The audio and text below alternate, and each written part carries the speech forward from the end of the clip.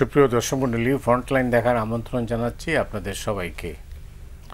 দর্শক মণ্ডলী, আমাদের সঙ্গে রয়েছেন দুজন রাষ্ট্রদূত। আসলে মুফাজ্জল করিম, সাবেক সচিব এবং সাবেক রাষ্ট্রদূত, আপনাকে স্বাগত জানাচ্ছি স্টুডিওতে। এম হুমায়ুন কবির, সাবেক রাষ্ট্রদূত ও কূটনৈতিক বিশ্লেষক, দুজনকে স্বাগত জানাচ্ছি।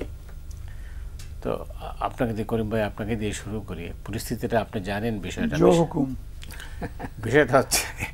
বিষয়টা হচ্ছে এখন তো আপনি জানেন একটাই, সারা তামাম দুনিয়াতে একটাই শিরোনাম, ইরান ইসরায়েল, মাঝখানে যুক্তরাষ্ট্র যুদ্ধে জড়িয়ে, তারপরে অনেকগুলো ঘটনা ঘটেছে। নাটকীয়ভাবে 2 সপ্তাহের সময় নিয়েছিলেন ট্রাম্প, হঠাৎ করে আবার 2 সপ্তাহের মধ্যেই ইরানে আক্রমণ করেছেন, হামলা চালিয়েছেন, তারপরে আবার ইরান পাল্টা আক্রমণ করেছে। অনেক নাটকীয় ঘটনা ঘটেছে মধ্যপ্রাচ্যে। আপনি কিভাবে দেখেন? দেখুন, এই গত কয়েকদিন যাবত আর কি যে নাটক চলছে, জি, এটা হঠাৎই হয়ে গেছে। এটা মেলোড্রামার মতো মনে হয়েছে আমার কাছে। এটা প্রস্তুতি নিয়ে বা এরকম একটা পরিস্থিতি দিকে ধীরে ধীরে ধাবমান হয়ে 6 মাস 9 মাস পরে গিয়ে যদি এই পরিণতি আসত, কিন্তু হঠাৎ করেই ইসরায়েল এই কাণ্ডটা যে করলো, এবং করেছে নিশ্চয়ই তার মুরব্বীর মানে পরামর্শ মতো বা নির্দেশ মতো করেছে, করে সুবিধা করতে পারেনি। কারণ তাদের বোঝা উচিত ছিল যে আক্রমণচার যে দেশকে এবং যে জাতিকে আক্রমণ করতেছে, এরা সাংঘাতিক রকমের মানে তেজি এবং তাদের দেশপ্রেম, তাদের সংস্কৃতি, তাদের কৃষ্টি, এগুলো অন্যান্য দেশের চাইতে একটা সম্পূর্ণ ভিন্ন রকম। এরা মানে ভাঙবে তবু মচকাবে না, এই টাইপের, এবং তাই হয়েছেও। তাই শেষ পর্যন্ত তারা যখন প্রত্যাঘাত করেছে, পাল্টা আক্রমণ করেছে, তখন কিন্তু দেখেন ট্রাম্প সাহেবও কিন্তু সুর পাল্টে ফেলেছে। তো যাই হোক, মোট কথা আমি আশা করব যে আর নতুন করে যেন এনারা আবার একটা কিছু উপদ্রব শুরু না করেন যেভাবে আছে। আর তাছাড়া যদি বক্তব্য কিছু থাকে, আলাপ আলোচনার মাধ্যমে সেটা শেষ করার চেষ্টা করো। হঠাৎ করে ঢুস করে যে ইসরায়েল আক্রমণ করে বসলো, এটা তো ঠিক না। This is just not done. এবং এর জন্যে তারা মোটামুটি বিশ্ববাসীর কাছে, অবশ্য বিশ্ববাসীর কথা কি বলবো, আগে নিজেদের কথাই বললেন। ইসরায়েল আক্রমণ করলো ইরানকে। ইরান একটা মুসলিম দেশ। ইরানের এই আক্রান্ত হওয়ার পর কই তার যে মুসলমান ভাই বেরাদর যারা আছেন সারা দুনিয়াতে, ওআইসি নামক যে তাদের একটি মানে সংগঠনটা কি, এটা কি বলবো, এটা ঠুটো জগন্নাথ একটা শব্দ আছে, নামেই একটা আর কি জগন্নাথ, কিন্তু আসলে সব কিছু একটা প্রতিক্রিয়াও ওআইসির কাছ থেকে ভালো করে পাওয়া যায় নাই। একটা অবাক কাণ্ড। একটা ঠিক আছে, তোরা কিছু না করিস, সাহায্য না দিস, অস্ত্র না দিস, যুদ্ধ না করিস, অন্তত মুখে বলতে সময় তো একটা দুনিয়া কাঁপানো একটা আওয়াজ তুলতে পারিস। তারা যদি সবাই মিলে যদি তারা একটা আওয়াজ তুলতো, তাহলে ট্রাম্পও ভড়কে যেত। কিন্তু ট্রাম্প খুব ভালো করে জানে যে ওই ওআইসি মেম্বার যারা, তারা এই ক্লাবের সদস্য বটে, কিন্তু ক্লাবের সদস্য হলো তারা তাদের নিজেদের হিসাব কিতাব মতো চলবে। তাদের লক্ষ্য হবে যে আমি যে এটা করব, আবার আমেরিকা কি মনে না করে, আমি যে এটা করব, আর এই আমার অমুক যে ব্যবসাটা নষ্ট হয়ে যাবে, ইত্যাদি ইত্যাদি। এই করে তো আর তথাকথিত মুসলিম উম্মা তারা বিশুদ্ধ আগাতে পারবে না। যাই হোক, এটা থেকে একটা শিক্ষা অন্তত হলো যে যার যার নিজের ঘর নিজেকেই সামলাতে হবে। খোদা না খাস্তা ইনশাল্লাহ আমাদের উপর এরকম মুসিবত কখনো আসবে না আশা করি। আর যদি না খাস্তা, আল্লাহ না খাস্তা যদি এসেই যায়, তখন মনে রাখতে হবে যে সুসময়ে অনেকেই বন্ধু বটে হয়, অসময়ে হায় হায় কেহ কারণ হয়। অনেক অনেক ধন্যবাদ আপনাকে। পরে শুনি কি কবির ভাই, আপনি জানেন যে যুক্তরাষ্ট্র ইরানের একটা সম্পর্ক মানে অন্যরকম, আপনি যেটা বলছিলেন যে 25 বছর পর পরই তাদের মধ্যে একটা সংঘাত হয়, তো তাই সাম্প্রতিক পরিস্থিতিতে ডিপ্লোমেসি ফেল করেছে, এটা তো স্বীকার করতে হবে। হ্যাঁ, ডিপ্লোমেসি ফেল করেছে কথাটা ঠিক, তবে এটাও ঠিক এটা নিয়ে প্রচুর ডিপ্লোমেসি হয়েছে। তার কারণ হলো ধরেন আমি 95 সালে জাতিসংঘে এনপিটি রিনিউয়াল অ্যান্ড এক্সটেনশন কনফারেন্সে গিয়েছিলাম।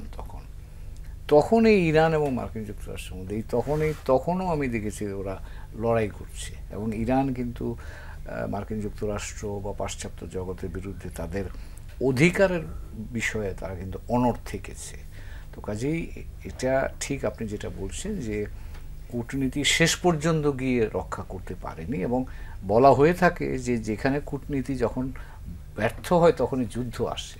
তো যুদ্ধ যেহেতু আমরা 12 দিন দেখলাম, তাহলে সেটা মানতে হবে যে কূটনীতি সফল হয়নি, তবে এটা শেষও হয়ে যায়নি, এটাও বলছি। তার কারণ ধরেন এখন যেটা হবে যে কূটনীতি মাঝেই আক্রমণটা হয়েছে, 14 বা 15 তারিখে তারা কিন্তু বসবার কথা ছিল ওমানে, মার্কিন যুক্তরাষ্ট্র এবং ইরান। তার আগে একদিন আগেই আক্রমণটা করলো ইসরায়েল। তো এখন ফলে আমার ধারণা এখন যেহেতু যুদ্ধবিরতি কার্যকর হয়েছে, এখন এটার ফলো আপটা কিন্তু হবে, আবার আপনাকে যেতে হবে আবার নেগোসিয়েশন। তার কারণ হলো ইরানের পারমাণবিক স্থাপনা ধ্বংস করা ইসরায়েলের সামরিক লক্ষ্য ছিল, সেই লক্ষ্য তারা মোটামুটি অর্জন করেছে, এটা ধরে নিতে পারি। ইরানের লক্ষ্য ছিল টু মেক এ পয়েন্ট যে আমাকে তুমি আঘাত করলে আমি প্রত্যাঘাত করব তোমাকে, ইরান সেটা করেছে। সো দুই দিক থেকে আপনি যদি বলেন এ কাইন্ড অফ ড্র আমি ধরে নিতে পারি। আচ্ছা, এবার মার্কিন যুক্তরাষ্ট্রের বিষয়ে আসে। মার্কিন যুক্তরাষ্ট্র ইসরায়েল মার্কিন যুক্তরাষ্ট্রকে এখানে ঢোকাবার জন্য অনেকদিন ধরে চেষ্টা করছে। এই নেতানিয়াহু বহুকাল ধরে বলছেন যে এই 1 মাস পরেই বা এই 3 মাস পরেই তারা বোমা বানাবে, পারমাণবিক বোমা বানাবে, কাজেই এখনই তাদেরকে আক্রমণ করার দরকার। এতদিন পর্যন্ত মার্কিন যুক্তরাষ্ট্র সেই জায়গায় আসেনি, কিন্তু এবার প্রেসিডেন্ট ট্রাম্প এসে তাদের পারমাণবিক স্থাপনার উপর মার্কিন যুক্তরাষ্ট্রের পক্ষ থেকে বোমা বর্ষণ করলেন। তবে এখানে মজার কথা হচ্ছে যে ইরান বলছে যে তারা যে কারণে বোমা বর্ষণ করেছে আমরা তার আগেই আমাদের জিনিসপত্র সরিয়ে নিয়েছি, এবং সেখানে 400 কিলোগ্রামের কিন্তু এখনো এনরিচড ইউরেনিয়াম, যেটা হদিস নাই, এটার খবর এখনো পাওয়া যাচ্ছে না। এটা কোথায় আছে কেউ জানে না, শুধু ইরানিয়ানরা জানে। তো কাজেই এই 400 কিলোগ্রাম এনরিচড ইউরেনিয়াম, এটা নিয়ে আপনাকে আলোচনা করা ছাড়া আপনি ইরানের কাছ থেকে এটা বের করে আনতে পারবেন না। এবং বড় প্রেক্ষাপট হচ্ছে যে ইরান এখন এই যে আক্রান্ত হলো, আচ্ছা, সে তো তার এনপিটির আওতায়, এনপিটির সদস্য। তো এনপিটির সদস্য রাষ্ট্র হিসাবে সে যে ক্ষতির মুখে পড়লো এবং তার যে অধিকার বঞ্চিত হলো, বা তার যে peaceful use of nuclear energy, এই বিষয়টা সুরা কিন্তু হয়নি। যুদ্ধ বন্ধ হয়েছে, কিন্তু এগুলো নিয়ে এখন আলোচনা শুরু হবে, এবং ইরান ভবিষ্যতে কীভাবে কতখানি পারমাণবিক প্রকল্প নিয়ে এগুতে পারবে কি পারবে না, এগুলো নিয়ে আমার ধারণা লম্বা নেগোসিয়েশন। যুক্তরাষ্ট্র এখন কি করবে? যুক্তরাষ্ট্রের সাথেই হবে। তো আমার ধারণা ইরান ইসরায়েলের সাথে নেগোসিয়েট করবে না, এবং যে আলোচনাটা সাসপেন্ড হয়ে গেল, যে এটা ওমানে হওয়ার কথা ছিল, আমার ধারণা সেটা আবার রিজিউম করবে। এবং প্রেসিডেন্ট ট্রাম্প কিন্তু এখানে দেখেন অনেকগুলো মানে ইন্ডিকেটার্স আছে। যেমন ইসরায়েল চাচ্ছিল ধর্মীয় নেতা খামেনিকে মেরে ফেলার জন্য, আমেরিকানসরা দেয়নি, কিন্তু এটা আমরা পত্রিকায় খবর এসছে। তার অর্থ হচ্ছে যে আমেরিকানরা রেজিম চেঞ্জের ব্যাপারে, যদিও ট্রাম্প গতকাল কথাটা বলেছেন, কিন্তু তারা রেজিম চেঞ্জটার ব্যাপারে খুব সক্রিয় ছিল এটা আমার কাছে মনে হয় না। তার কারণ পশ্চিমা পত্রপত্রিকাতে আসছে যে এরপরে যদি নেগোশিয়েট করতে হয়, ইরানে যদি সরকার নষ্ট হয়ে যায়, আপনি কার সাথে নেগোশিয়েট করবেন? তো কাজে সেই বিবেচনা মাথায় রেখে কিন্তু তারা এই রেজিম চেঞ্জের দিকে যায়নি। তার অর্থ হচ্ছে যে এখন যে সরকার আছে সেই সরকারটাই আলোচনায় বসবে। এবং এখানে আরও একটা কথা বলে রাখি, আমার ধারণা এবং অনেকেই এটা মনে করেছেন যে এই যুদ্ধ, দুই পক্ষ যুদ্ধ করলেও কিন্তু কোনো পক্ষই যুদ্ধটাকে সীমিত যুদ্ধের বাইরে নিয়ে যেতে চাননি। ইসরায়েলও চায়নি, ইরানও চায়নি। আপনি লক্ষ্য করবেন ইসরায়েল কিন্তু ইরানের উপর এতগুলো জায়গায় আক্রমণ করেছে, তাদের তেল পরিবহন বা তেলের বন্দর যেখান দিয়ে তেল যায় এগুলো কিন্তু আক্রমণ করেনি। ইরানও কিন্তু ইসরায়েলের সামরিক লক্ষ্যবস্তুর উপর আক্রমণ করেছে, অন্য কোনো জায়গায় কিন্তু আক্রমণ করেনি।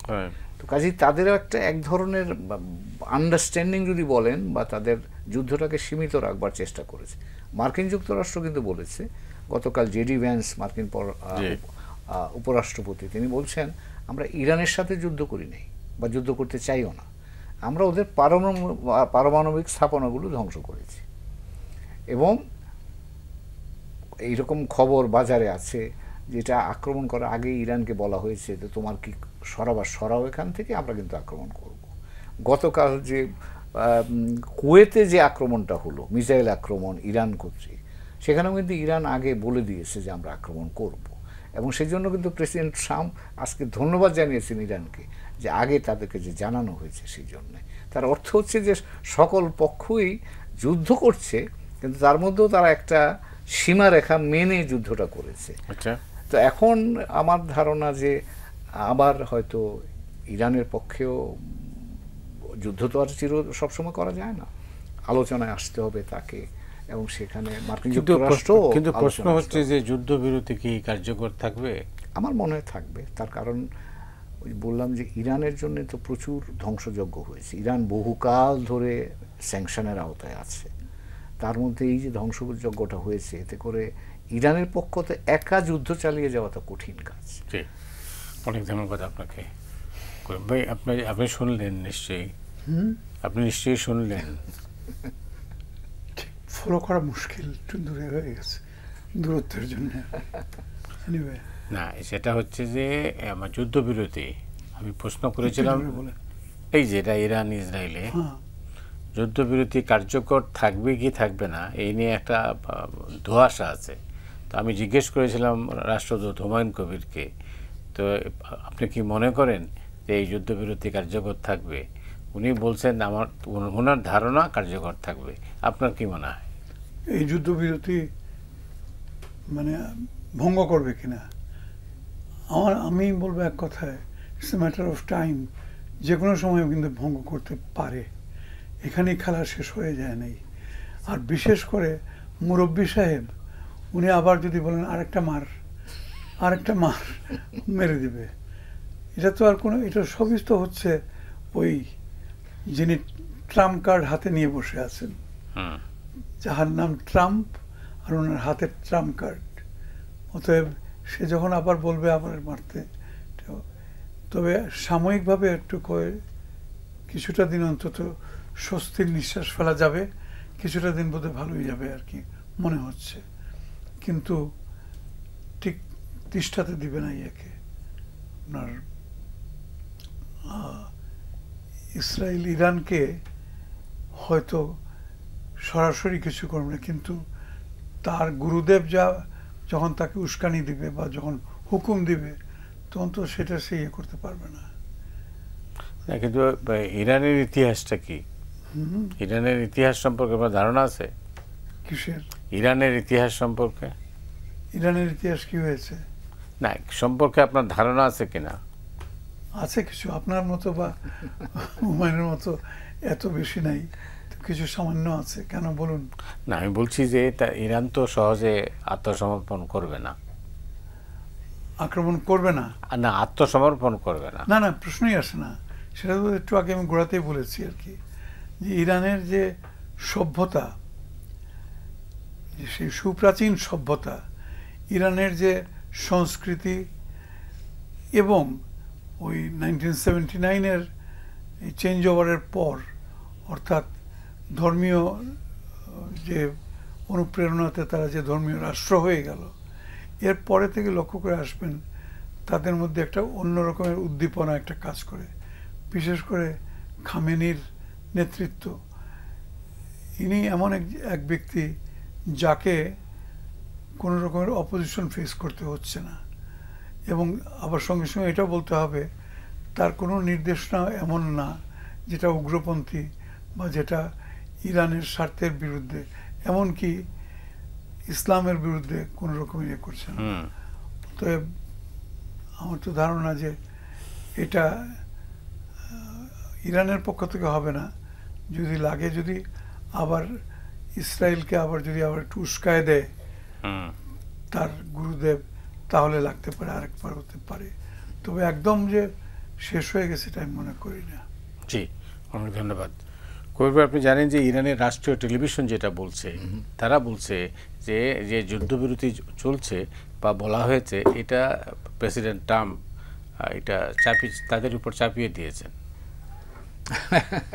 না, এটা তো এখন ধরেন বিভিন্ন রকমের ব্যাখ্যা তো থাকবেই, কিন্তু বাস্তবতা হচ্ছে যে ইরানের পররাষ্ট্রমন্ত্রী গত রাত 4টার সময়, তেহরান সময় 4টার সময় উনি টুইট করেছিলেন যে আমরা আক্রান্ত না হলে আর আক্রমণ করব না। অর্থাৎ ইসরায়েল যদি আমাদেরকে আক্রমণ না করে তাহলে আমরা আর আক্রমণ করব। তার অর্থ হচ্ছে যে এটা একটা আমি আমার অস্ত্র সংবরণ করছি। এখন ট্রাম্প সাহেব আবার এখানে খবর এইরকমও আছে যে কাতার কালকে মিসাইল খাওয়ার পরে একদিকে নিন্দা করেছে ইরানকে যে তুমি আমার সার্বভৌমত্ব, আরেকদিকে মার্কিন যুক্তরাষ্ট্রের সাথে কথা বলে ইরানকে আবার তারা বুঝিয়েছে যে তুমি এটা মেনে নাও। তো কাজেই এখানে মধ্যপ্রাচ্যে ধরেন 2-3 স্তরে বিষয়গুলো হচ্ছে। একটা হচ্ছে সামরিক, যেটা আমরা দেখতে পাচ্ছি, মিসাইল মারছে, বিমান আক্রমণ হচ্ছে, এগুলো আমরা প্রকাশ্যে দেখছি। আরেকটা হয় আপনি কূটনীতি যে বলছেন, পেছনে পেছনে কূটনীতি হয়েছে। যেমন ধরুন আমার আন্দাজ, আমি যেটুকু বুঝতে পারি যে গালফ স্টেট যেগুলো আছে, সেটা ইউএই বলেন, কাতার বলেন, আপনি কুয়েত বলেন, সৌদি আরবে বলেন, তারা কিন্তু প্রচণ্ড রকমের ভয়ে ছিল। তার কারণ এই যুদ্ধটা যদি একটু বিস্তৃত হতো তাইলে ইরান কিন্তু অলরেডি নোটিফাই করেছে, ইরান পার্লামেন্ট কিন্তু ইতিমধ্যেই অ্যাপ্রুভ করে দিয়েছে যে আপনার হরমুজ প্রণালী বন্ধ করে দিতে পারে যদি ইরানের কমান্ড কাউন্সিল যারা আছে তারা যদি মনে করে। তার অর্থ হচ্ছে এই পুরো গালফের যে তেল এবং গ্যাসের রফতানির রাস্তা কিন্তু এটা, তার সবাই ক্ষতিগ্রস্ত, ইরানও ক্ষতিগ্রস্ত হবে। কিন্তু এর ফলে যেটা হবে, এই দেশগুলো ক্ষতিগ্রস্ত হয়ে যাবে অর্থনৈতিকভাবে, বিশ্ব অর্থনীতিতে বড় ধরনের প্রভাব পড়বে, কারণ 20% তেল গ্যাস এই রাস্তা এবং প্রেসিডেন্ট ট্রাম্প যে সিদ্ধান্তটা নিয়েছেন সেটা কিন্তু তিনি এমন না যে ইরানকে ভালোবেসে নিয়েছেন, তার মধ্যে কয়েকটা বিষয় ছিল। গতকাল ইরানের পররাষ্ট্রমন্ত্রী মস্কো ভিজিট করার পরে, পুতিনের সাথে দেখা করার পরে রাশিয়া যে স্টেটমেন্টটা করেছে সেটাতে কিন্তু তারা শক্ত ভাষায় বলেছে যে এটা যদি আর বাড়তে দেওয়া যায় বা ইরানের উপর যদি আরও সামরিক আক্রমণ ঘটে তাহলে এটা কিন্তু বড় ধরনের বিপর্যয় সৃষ্টি করতে পারে। কূটনৈতিক ল্যাঙ্গুয়েজ হচ্ছে যে তুমি এটা বাড়াবাড়ি করলে আমরাও কিন্তু এটার মধ্যে যাব। এখন এটা একটা। দ্বিতীয় হচ্ছে যে অর্থনৈতিকভাবে তেলের দামে কিন্তু গতকাল তেলের দাম উঠে গিয়েছিল $80। তো কাজেই সেটা ট্রাম্প সাহেব ভালো করেই জানেন যে তেলের বাজার যদি চলে যায় তাহলে তার পুরো অর্থনৈতিক পরিকল্পনা নষ্ট হয়ে যাবে, ইউরোপিয়ানরা বিপদগ্রস্ত হবে, সারা পৃথিবীর অর্থনৈতিক মন্দা শুরু হবে এবং সেটার দায় তিনি নিতে চাইবেন না এবং তিনি চান না সেটা হোক। তো কাজেই প্লাস যেটা হচ্ছে যে ইসরায়েল তো ক্রমাগত ইরানের মিসাইল আক্রমণের মুখে 48 সালে জন্মের পরে আমার অন্তত আমার যেহেতু স্যার আমার মুরব্বী, কিন্তু আমরা তো কম বয়স নাই, আপনিও তো, আমরা তো একটা বয়সে এসছি। আমার দেখা অনুযায়ী কোনো যুদ্ধে ইসরায়েল এই পরিমাণ আঘাত পায়নি, যে পরিমাণ পাল্টা আঘাত এবার ইসরায়েল পেয়েছে এটা তার ইতিহাসে হয়নি। এবং তার সামরিক ব্যবস্থাপনা, তার বিজ্ঞান চর্চার জায়গা ইরানিরা কিন্তু বেছে বেছে তাদের এগুলোকে ধ্বংস করেছে। তো কাজেই ইসরায়েলেরও কিন্তু আমার ধারণা সক্ষমতার শেষ পর্যায়ে এসে গেছে যে আরও যদি 1 সপ্তাহ যুদ্ধ চলে, আরও 1 সপ্তাহ যদি মিসাইল আক্রমণ হয়, তাকে তো হজম করতে হবে। তো কাজেই তারও হজম করার সক্ষমতা শেষ প্রান্তে এসে গেছে। এই সবগুলো মিলিয়ে শেষ পর্যন্ত প্রেসিডেন্ট ট্রাম্প এখানে দাঁড়িয়েছেন, উনি বলছেন যে ঠিক আছে তুমি থামো, তুমিও থামো। এখন দুই পক্ষই অনিচ্ছাকৃত হলেও থেমেছে এবং অ্যাজ এ রেজাল্ট আমরা এই আজকে যেটা মানে অন্তত সিজফায়ারটা পেয়েছি, it's holding and it's relief. এটা রিলিফ এই কারণে যে এই যুদ্ধ হলে কিন্তু দূরে হচ্ছে, আমরাও কিন্তু বিপদগ্রস্ত হতে পারতাম সবাই। বাংলাদেশের অর্থনীতিও এটার উপরে অনেকখানি আমাদের অনেকাংশে। আপনি তেল গ্যাস আমদানি, মধ্যপ্রাচ্যে আমার শ্রমিক বাহিনী এবং এই যে আমাদের রেমিটেন্স, আমার ব্যবসা বাণিজ্য, প্রিমিয়াম তো অলরেডি বেড়ে গেছে। তো কাজেই আমরাও বহুমুখীভাবে এটাতে মানে এফেক্টেড হতে পারতাম। অন্তত যুদ্ধটা থামাতে এই দিক থেকে আমরা একটু নিস্তার পেলাম বলে আমি মনে করছি সাময়িকভাবে। যাই হোক, আপনার যুদ্ধ নিয়েই আমরা আছি আসলে, একটার পর একটা যুদ্ধ। মানে এই যুদ্ধ পরিস্থিতি নিয়ে দেশটার এখন যে অবস্থা দুনিয়াটাতে, এখন অনেকে তো কেউ কেউ বলছিলেন যে তৃতীয় বিশ্বযুদ্ধের একটা সম্ভাবনা উড়িয়ে দেওয়া যায় না, কেউ কোনো কোনো বিশেষজ্ঞ বলছিলেন যারা মানা যায় এটা নিয়ে কাজ করেন। বটে, কারণ এটা তো যদি যুক্তরাষ্ট্র যদি ইনভলভ না থাকতো, মনে করেন এটা শুধুমাত্র দ্বিপাক্ষিক একটা সংঘর্ষের মতো যদি হতো, তাহলে বিশ্বযুদ্ধ বা এগুলো হয়তো সুদূর পরাহতর মতো ছিল, বা এটা একটু ফার ফেচেড ছিল। কিন্তু যেহেতু মার্কিন যুক্তরাষ্ট্র এর পেছনে আছে, সে তো কি চাল চালবে, এবং তখন বাধ্য হয়ে ইরানকেও এটার মধ্যে প্রতিহত করতে হবে, ইরানও প্রতিরোধ দাঁড় করাতে হবে, যুদ্ধ এসকেলেটেড হয়ে যেতে পারে সেই আশঙ্কা আছে। তবে আমার ধারণা বিশ্ববাসী যদি একটু, যেমন জাতিসংঘ মোটামুটি খুব দ্রুতই প্রতিক্রিয়া ব্যক্ত করেছে এবং দ্রুতই আপেল করেছে, কিন্তু অন্যান্য সুপার পাওয়ার যারা, তারা মুরব্বিয়ানা করতেছে, চুপ করে বসে আছে। এটা শুভ লক্ষণ মনে করি না আমি। উচিত ছিল তোমরা পরে যাই খুশি করো, যুদ্ধ করো বা যুদ্ধের বিপরীতে অবস্থান নাও, কিন্তু তাৎক্ষণিকভাবে তো এটাকে কন্ডেম করা উচিত ছিল, বা তাৎক্ষণিকভাবে কন্ডেম না করে অন্ততপক্ষে একটা অ্যাপিল তো করতে পারতে। সেটা করা হচ্ছে না, সেটা একটু আমার কাছে একটু বিসদৃশ্য মনে হচ্ছে আর কি, ভালো মনে হচ্ছে না। তো আশা করা যায়, কারণ তা না হলে পরে তো বিশ্ব অর্থনীতির উপরে বিশাল রকমের একটা চাপ সৃষ্টি হবে। বিশেষ করে আমাদের মতো দেশ, বাংলাদেশের মতো যারা আর কি বিভিন্ন কারণে তেল থেকে শুরু করে ব্যবসা বাণিজ্য, জনশক্তি রপ্তানি টপ্তানি সমস্ত কিছুই কিন্তু এই এই ভূখণ্ডের মধ্যেই আর কি, অর্থাৎ গালফ স্টেট যেগুলো আছে সেগুলোর সঙ্গে। তো আমরা আশা করব শুভ বুদ্ধি উদয় হবে আর কি। কবির ভাই, আপনার কাছে আসি। আপনি জানেন যে এই মুহূর্তে সবচেয়ে আলোচিত বিষয়, শিরোনাম যেটা হচ্ছে মব জাস্টিস এবং আইনের শাসন। সাম্প্রতিক কিছু ঘটনা আপনি জানেন। তো এই অবস্থায় আমরা 10 মাস শেষ হয়েছে সরকারের, আমরা তো আশা করেছিলাম যে একটা পরিবর্তন আসবে, কিন্তু অতি সম্প্রতি যে সমস্ত ঘটনা ঘটলো বা ঘটছে, তাতে কিন্তু আমরা এতটা আশাবাদী হতে পারছি না। আপনার কি মনে হয়? আপনি যেটা বলছেন আমিও আপনার সাথে মোটা দাগে একমত। আইনের শাসনের যে কথাটা বলছেন সেটা কিন্তু আমাদের গত গণ অভ্যুত্থানের প্রত্যাশার অন্যতম উপাদান কিন্তু আইনের শাসন। তার কারণ হচ্ছে যে আইনের শাসন ছিল না বলেই তো মানবাধিকার লঙ্ঘন ঘটেছে, নানান ধরনের ব্যত্যয় ঘটেছে, নির্যাতন হয়েছে, মানুষ শিকার হয়েছে নির্যাতনের। তো সেই জন্য এটা আমাদের প্রত্যাশা ছিল। কিন্তু এখনো গত 2-3 দিনের যেসব ঘটনাগুলি দেখেছি আমরা, তাতে এই বিষয়টার প্রতি মানুষের এখনো যে যথেষ্ট সচেতনতা আছে, অথবা আমি যদি বলি এমনকি সরকারি পর্যায়েও সেটার যে যথেষ্ট সচেতনতা আছে, সেটা কিন্তু পরিলক্ষিত হচ্ছে না। যদিও আজকে দেখলাম যে পুলিশ কর্মকর্তা হুদা সাহেবের ঘটনার সময় উপস্থিত ছিলেন, তার বিরুদ্ধে বোধহয় অ্যাকশন নেওয়া হয়েছে।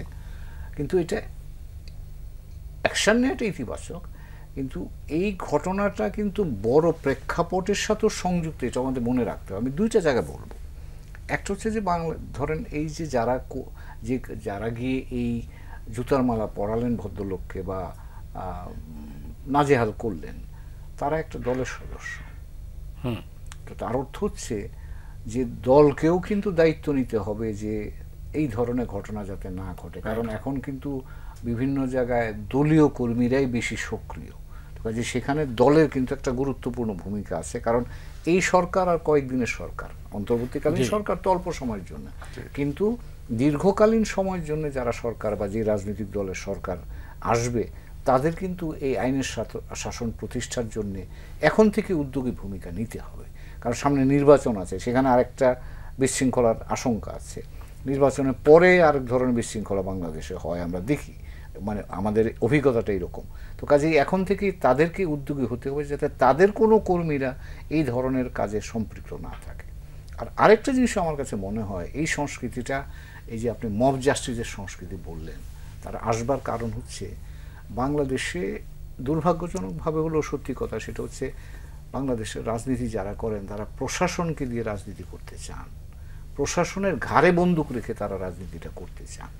ফলে যারা সরকারি কর্মকর্তা বা দায়িত্বে যান তারা শেষ পর্যন্ত এই ধরনের শিকারে পরিণত হন। হয়তো এই যে যেটা আমরা হুদা সাহেবের দেখলাম, তিনি একজন সরকারি দায়িত্ব পালন করতে গিয়েছিলেন, কিন্তু তিনি তার ব্যর্থতার দায় তিনি নেবেন, সেটা বিচার্য বিষয়, সেটা নিয়ে আলোচনা বা বিচার প্রক্রিয়া চললে আমরা জানব। কিন্তু তাকে কোন অবস্থার প্রেক্ষিতে তাকে এই সিদ্ধান্তে যেতে হয়েছিল, সেই প্রেক্ষাপটটা কি আমরা নজরে রাখছি, সেটা কি আমরা আনছি? কারণ সেটা যদি আমরা আনি তাহলে আগের ভুল থেকে ভবিষ্যতে আমরা শিক্ষা নিতে পারবো। আর যদি সেই প্রেক্ষাপটটা না এনে শুধু ওনার ঘাড়ে দায়িত্ব আমরা দিয়ে দিই, তাহলে কিন্তু আমার ধারণা তার প্রতি ন্যায় বিচার করা হবে না, এবং যে কারণগুলোর কারণে এইরকম মানুষগুলো গিয়ে ওখানে এই ধরনের কাজে ব্যাপৃত হতে হয় সেটারও কিন্তু কোনো সূরা আমরা পাবো না। তো কাজেই আমি মনে করি 2-3টা জায়গায় আমাদের মনোযোগ দিতে হবে। সরকারের দিক থেকে সরকার আরো উদ্যোগ নিতে হবে, রাজনৈতিক দলগুলো যারা আছে তারা আইনের শাসনের জন্য আরো বেশি সক্রিয় হতে হবে, আর তারা রাজনৈতিক দল রাজনীতি করবেন সেটা তারা করবেন, সেটা তার অধিকার, সেটা রাষ্ট্রীয় প্রক্রিয়ার অংশ, কিন্তু সেটা যেন সরকারি কর্মচারীদেরকে ব্যবহার করে না করা হয়। তারা রাজনীতির কাজ রাজনৈতিক কর্মীদের দিয়ে করান, তাহলেই আপনি রাজনৈতিক আমাদের সরকারি কর্মচারী যারা আছেন তাদের অনেকের বিরুদ্ধে যে অভিযোগ এখন পাওয়া যাচ্ছে সেই অভিযোগের জায়গাটা তৈরি হবে না, তারাও পেশাগতভাবে সার্ভিস দিতে পারবেন, এবং তাতে করে সুশাসনের জন্য যে প্রত্যাশাটা মানুষের আছে সেই কাজটা দিকে যাওয়ার একটা সুযোগ তৈরি হবে বলে আমি মনে করছি। অনেক ধন্যবাদ আপনাকে। আপনার নিশ্চয়ই জানেন, আপনি তো আমলা কাম মানে ডিপ্লোম্যাট, কূটনীতি। না, আমি আমলার চাইতে আমি কামলা ছিলাম। আচ্ছা, অর্থাৎ মাঠে চাকরি করেছি খুব বেশি। পাকিস্তানি আমলে নির্বাচন ইত্যাদি তখন রিটার্নিং অফিসার, এবং 70-এর নির্বাচনে 1970-র যে ঐতিহাসিক নির্বাচন এবং সর্বজন কর্তৃক প্রশংসা, তখন আমি রিটার্নিং অফিসার ছিলাম এসডিও হিসেবে। ওয়েস্ট পাকিস্তানে না ইস্ট পাকিস্তানে? ওয়েস্ট পাকিস্তানে। ওয়েস্ট পাকিস্তানে একটা বড় সাব ডিভিশন। তুমি নাম শুনেছো নাকি? মন্ডি বাহুদ্দিন নামটা শুনেছো না? গুজরাতের একটা বড় সাব ডিভিশন। যাই হোক, এখন তো জেলা হয়ে গেছে। তো সেটা ছাড়াও সবসময় দায়িত্ব মোটামুটি ঢাকা জেলায় যখন ডিসি ছিলাম তখনও নির্বাচন হয়েছে। তো এখানে আমরা যখন নির্বাচন করেছি, সে পাকিস্তানি আমলে হোক আর বাংলাদেশ আমলে হোক, সেখানে চিফ ইলেকশন কমিশনার বা ইলেকশন অফিসার এরা খুব একটা লাইমলাইটে আসে নাই, আসতো না আর কি, আসতে হতো না। কারণ সরকারি নির্দেশ হয়েছে নির্বাচন করতে হবে, এবং নির্বাচনের সার্বিক দায়িত্বকে প্রশাসন। এটা আমরা একটা কি বলবো, একটা চ্যালেঞ্জের মতো নিতাম আর কি, যে আমার জেলাতে বা আমার মহকুমাতে যেন সুন্দর নির্বাচন হয়। তো ইদানিংকালে যে অভিযোগে এই চিফ ইলেকশন কমিশনারদেরকে কাঠগড়ায় দাঁড় করানো হচ্ছে আর কি, এটা অত্যন্ত দুঃখজনক। এই জন্যে প্রথম কথা হচ্ছে, যদি কিছু বলার থাকে ঠিক আছে বিচার করো, তোমরা তো বিচার শুরু করেছো অলরেডি, তাই বলে তাকে মারধর করতে হবে, তাকে পাবলিকলি অপমান করতে হবে, এটা কিরকম কথা? তো এটাতে প্রশাসনের দুর্বলতাতে আমার কাছে চোখে পড়ে আর কি। উচিত ছিল তাৎক্ষণিকভাবে যখন ওই চিফ ইলেকশন কমিশনার নুরুদার সাম্প্রতিক যে ঘটনাটা ঘটলো, তখন সঙ্গে সঙ্গে কোনো উপর থেকে নির্দেশের দরকার নেই কিছু, সঙ্গে সঙ্গে কিছু ব্যবস্থা নেওয়া উচিত ছিল। যারা এটা করেছে সেই সমস্ত কতিপয় ব্যক্তিকে ধরে উল্টে কিছু মার দেওয়া উচিত, সোজা কথা। কিন্তু দুঃখের বিষয়, আসলে ব্যাপারটা হয়েছে কি, বর্তমান সরকার তো একটা ভদ্রলোকের সরকার। এখানে সমস্যাটা এখানে হয়ে গেছে। ভদ্রলোকের ভদ্র আচরণ মেনটেন করতে গিয়ে কারোর প্রতি তারা মানে রূঢ় হতে পারেন না। নাহলে এই সমস্ত ঘটনা দুই একটা ঘটার পরে নির্দেশ যাওয়া উচিত ছিল, যারা করেছে তাদেরকে নিয়ে গিয়ে আচ্ছা সে বাদাম দাও, আমরা কিছু বলবো না, বা তাদের যা কিছু ব্যবস্থা নাও। কিন্তু সেরকম প্রতিক্রিয়া সরকারের কাছ থেকে দেখা গেল না। তাতে আমার ভয় হয় যে ভবিষ্যতে এটা আস্তে আস্তে এটা আরো এই অবস্থায় একটা নির্বাচনের দিকে যাচ্ছে, আমরা দেশটা নির্বাচনের দিকে যাচ্ছে। এই যে পরিস্থিতি, এই সমস্ত পরিস্থিতির সামনে রেখে কিভাবে সম্ভব, এটাকে আপনার কি মনে হয়? যে নির্বাচন আর অতীত নির্বাচন, সামনের নির্বাচন আর পেছনের নির্বাচন, দুইটা কিন্তু দুই মেরুতে। অতীতের যেটা, সেটা আইন কানুন মোতাবেক তুমি নুরুদার বিচার করো বা অন্যর বিচার করো। এখন যদি তাদেরকে বিরুদ্ধে মামলা বোধহয় করা হয়েছে, করো, সেই মামলায় যদি তারা শাস্তিযোগ্য অপরাধ করে থাকেন, ঠিক আছে, দোষী সাব্যস্ত হলে পরে তাদের শাস্তি হবে। ভবিষ্যতের যেটা আর কি, সেটা সম্বন্ধে কিন্তু আগের মতো যদি ছেড়ে দিলাম চিফ ইলেকশন কমিশনের উপরে, বা তাকে কানে কানে কিছু মন্ত্র শিখাই দিলাম, নো, ইটস নট অ্যাকসেপ্টেবল। এবং এটা করবেও না আমি আশা করি বর্তমান সরকার। তাদের তো ওই রকম কোনো খেয়াল নাই যে আমাদেরকে জিততে হবে বা ক দলকে জিতাতে হবে, খ দলকে পরাস্ত করতে হবে, তা নয়। সেটা নাই যখন, অতএব সুষ্ঠু সুন্দর একটা নির্বাচন হোক এবং আইনের প্রতি শ্রদ্ধাশীল সবাই থাকুক, সেটার ব্যবস্থা করুন। কোনো অবস্থাতেই এটা না, this is in my opinion very important, সেটা কি, কোনো অবস্থাতেই ওই দুষ্কৃতিকারী যারা আছে তাদেরকে এই ইমপ্রেশন দিবেন না যে আপনারা অত্যন্ত ভদ্রলোক, আপনারা কিছু করবেন না, আপনারা পুলিশে যদি একটা লাঠি উঁচা করে এই ন, আপনি যে একজন সুকঠিন প্রশাসক, আপনি যে একজন আইনের প্রয়োগের জন্য দৃঢ় প্রতিজ্ঞ, এটা বোঝাতে দেন। তা না হলে পরে এই সমস্ত যারা করে মানে দুষ্কৃতকারী তথাকথিত, তারা সুযোগ নেবে, এরা কিন্তু অত্যন্ত আটঘাট বেটে নামে। আর তাদের অত্যন্ত কি বলবো, এরা তো খুবই অভিজ্ঞতা সম্পন্ন, কিরকম করে একটা ইলেকশনকে ভণ্ডুল করতে হয়, কিরকম করে এখান থেকে করতে গেলে সব তারা জানে। তো এদেরকে ডিল করতে হলে শক্ত হাতে ডিল করতে হবে এবং আগে থেকে প্রস্তুতি নিয়ে। আপনি নির্বাচনের আগে আপনি ওই যত লাইসেন্সড আনলাইসেন্স যত আর্মস আছে সব উঠাই ফেলেন কিছুদিনের জন্য, 2 সপ্তাহের জন্য জমা নিয়ে নেন, তা নাহলে তো আপনি সামাল দিতে পারবেন না। আর এই মিসক্রিয়েন্টদের বিরুদ্ধে দৃষ্টান্তমূলক কিছু কিছু ব্যবস্থা নিন, শাস্তিমূলক ব্যবস্থা নিন, যাতে করে বাকি সবাই হয়ে যায়। আশা করি এই সমস্ত ব্যাপারে সময় মতো সঠিক সময়ে আমাদের বর্তমান সরকার জেগে উঠবেন। কিন্তু ভদ্রলোকের মতো যদি শুয়ে বসে মনে করেন যে না হচ্ছে, আর ছি ছি ছি এই লাঠি মারবেন না, ছি ছি ছি গায়ে হাত দিবেন না, যেমন কুকুর তেমন ব্যবহার করতে হবে, তেমন মুগুর চালাতে হবে। এটাই সারা জীবন। আমি নিজে অনেকগুলো ইলেকশন করেছি, এই অভিজ্ঞতা থেকে বলতেছি, শক্ত না হলে পরে পেয়ে বসবে। অনেক ধন্যবাদ আপনাকে। পরিস্থিতিটা কিন্তু আসলে যেটা নিয়ে একটা জটিল পরিস্থিতি, যদিও করিম ভাই যেটা বললেন সেটা তাতে মনে হয় যে উনি যেটা মনে করেন যে সহজ হয়ে যাবে ব্যাপারটা কিন্তু এখানে শেষ সহজ হবে না, কারণ একটা পরিকল্পিত মুভ আছে এর মধ্যে। এটা এই কিতে দেখা যাচ্ছে, এই যে ঘটনাগুলো ঘটতেছে একের পর এক, শুধু এইটা না আরও অনেক ঘটেছে।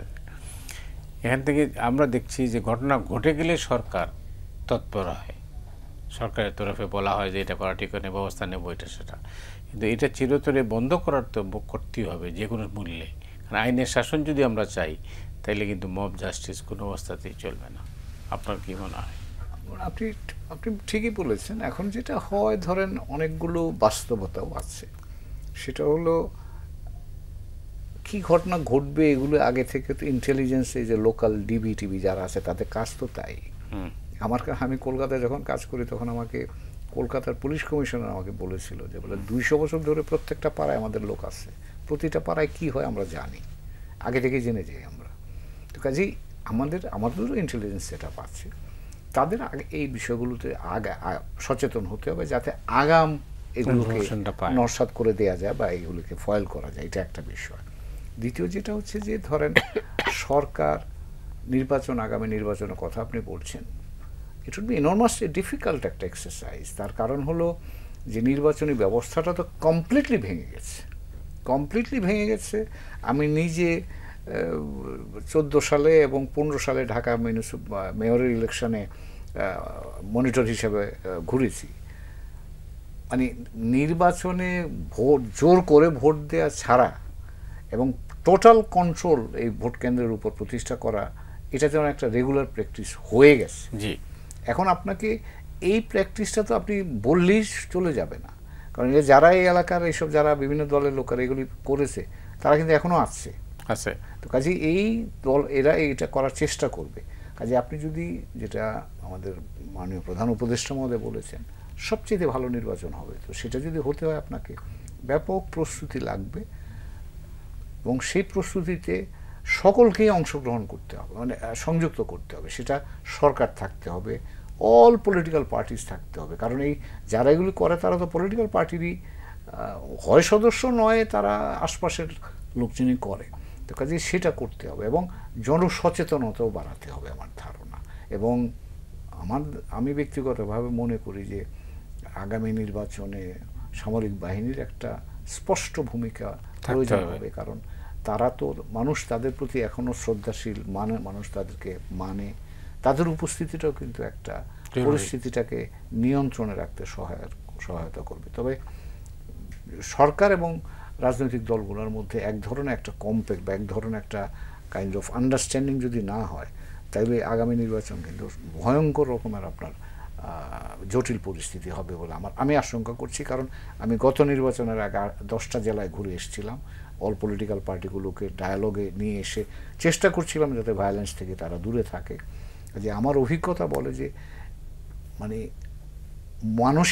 মন মানসিকতা যদি বলেন, মানুষের প্র্যাকটিস যদি বলেন, মূল্যবোধ যদি বলেন, সব বদলে গেছে গত 15-20 বছর। এবং এসে নিউ জেনারেশন যেটা এখন সামনে আসছে, তো কাজে সেই জায়গায় কিন্তু এই সরকারের জন্য it's a tall order, I can only tell you this, but not impossible to manage. এবং মানুষ কিন্তু চায়, সাধারণ মানুষ কিন্তু মুক্তভাবে গিয়ে নিজের ইচ্ছা মতো ভোটটা দিতে আগ্রহী। কাজে মানুষের দিক থেকে আমার সমর্থন পাওয়া যাবে। যারা এই দুষ্ট মানুষ যেগুলো আছে সেগুলোকে নিয়ন্ত্রণ করার জন্য সরকারি ব্যবস্থা এবং তার পাশাপাশি যারা এই রাজনৈতিক দলগুলো থাকবে, যারা অংশগ্রহণ করবে, তাদের প্রত্যেকের এখানে সক্রিয় ভূমিকা পালন করা অপরিহার্য বলে আমি মনে করি। ধন্যবাদ। একটা ভালো নির্বাচন কিভাবে হতে পারে? হ্যাঁ, সুন্দর প্রশ্ন। ভালো নির্বাচন হতে পারে, সর্বপ্রথম আপনাকে জনগণের আস্থা অর্জন করতে হবে। যাদের জন্য নির্বাচন করতেছেন তারা যেন সম্পূর্ণ রকমভাবে কনভিন্সড হয় যে সরকার নিরপেক্ষ, সৎ, তাদের কোনো রকমের কোনো মতলববাজি নাই, যেটা গত 15-16 বছর যাবৎ পাবলিক সাফার করেছে। যে কারণে আর খারাপ নির্বাচন কত প্রকার ও কি মাশাআল্লাহ আমরা গত 15-16 বছর যাবৎ দেখে ফেলেছি। একটা বাকি ছিল রাত্রের বেলা নির্বাচন, সেটাও দেখেছি। তো অতএব সাধারণ মানুষ কিন্তু খুব আশা করে আছে। আমি তো প্রায়শই গ্রামে যাই, হুমায়ুনে বোধহয় যাও তুমি, তো আমি যাই, আমি দেখছি তারা খুব আশায় বুক বেঁধে আছে। বিশেষ করে তরুণ যারা, আজ থেকে 12-14 বছর আগে সে ভোটাধিকার হয়েছে, তার 18 বছর বয়স হয়েছে কিন্তু ভোট দিতে পারে নাই, সে এখন 32-33 বছরের যুবক পের হয়ে প্রায় প্রৌঢ়ত্বের দিকে চলে যাচ্ছে। সে বড় আশায় আছে এটা ভালো ইয়ে দিবে। অতএব সরকারের উচিত হবে এই ক্লাসটাকে, যারা ভালো নির্বাচনের জন্য খুব প্রত্যাশী, তাদের আস্থা অর্জন করা। তাদের আস্থা অর্জন করতে হলে সর্বপ্রথম সরকারকে তার নিজের নিরপেক্ষতা এবং আইনের শাসন প্রয়োগে দ্বিধাহীনভাবে তাদের পদক্ষেপ, এটা প্রমাণ করতে হবে, তাদের এই অবস্থানটা প্রমাণ করতে হবে। তারপরে প্রশাসন, দিস ইজ, আমি প্রশাসনে যেহেতু অনেকদিন ছিলাম সেই জন্য বলছি যে প্রশাসনটাকে একেবারে পচাইয়া আমাদের দেশে পচাইয়ে ফেলাইছে এই জন্যে ওই যে দলীয়করণ যখন থেকে শুরু হয়েছে, ইয়েতে মন্ত্রী মহোদয়ের সামনে একটা নোট বা একটা ফাইল এসছে, কি ব্যাপার, যে ইয়ে করতে হবে, অমুক অমুক জায়গায় পোস্টিং দিতে হবে, ঠিক আছে, যারা যারা এটার জন্য যোগ্য তাদের একটা তালিকা আমাকে দেন। তালিকা আসলো, তালিকার মধ্যে এই সেক্রেটারি সাহেব শুনেন, এগুলো কী দিচ্ছেন, অমুকরে বাদ দিচ্ছেন কেন? স্যার অমুকরে বাদ দিয়েছি, সে তো ওই ক্রাইটেরিয়াতে পড়ে না। আরে কিসের ক্রাইটেরিয়াতে পড়ে না, তার নামটা লেখেন, এ বগেরা বগেরা, এটা একটা মাত্র বললাম, বগেরা বগেরা আরো অনেক রকমের মানে দুর্নীতিতে, ফলে প্রশাসন গেছে। আর আমি একটা শব্দ নিজেই আবিষ্কার করেছিলাম, প্রশাসনের ডিএনএ টেস্ট। পোস্টিং টোস্টিং দেওয়ার আগে সব তো বুঝলাম ইনি খুব ভালো অফিসার, এসিআর টেসিআর খুব ভালো, লোকে বলে খুব সৎ লোক এই সেই, কিন্তু কোন দল করে, দল কোনটা?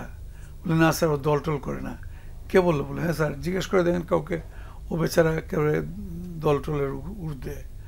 আরে সে ঊর্ধ্বে, তার বাবা কোন দল করে এটা খোঁজ নেন, কোন পরিবারের ছেলে, এই সমস্ত করে সর্বনাশ করে। এটা আমাদের প্রত্যক্ষ আমরা পরিষ্কার দেখেছি আর কি। এগুলা থেকে মুক্তি পেতে হবে। আমরা কেন শিক্ষা গ্রহণ করি না?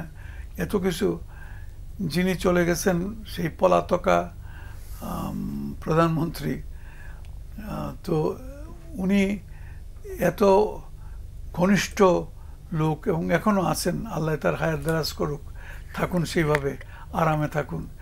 কিন্তু আপনি দেখলেন না ওই দেশের প্রশাসনটা গত ৬০-৭০ বছরে তারা কলুষিত হতে দেয় নাই, তাই না?